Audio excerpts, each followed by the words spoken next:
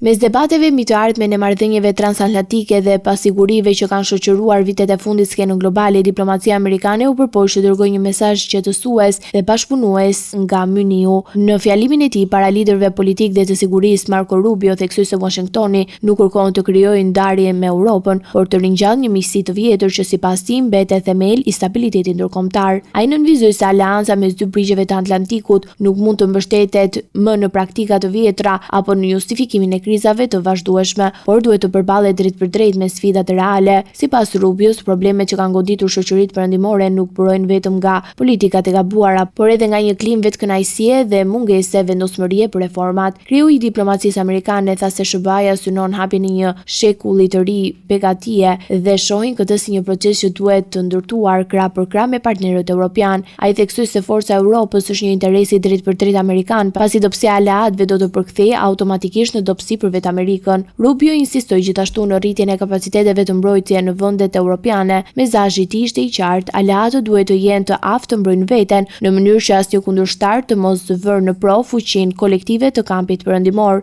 Në përmbyllje, ai theksoi se lidhjet historike, kulturore dhe strategjike mes SBA-s dhe Europës mbeten të pazëvendësueshme, duke shtuar se ndonëse Amerika është në hemisferën perëndimore, ajo duhet të mbetet gjithmonë e lidhur me rrënjët e saj europiane.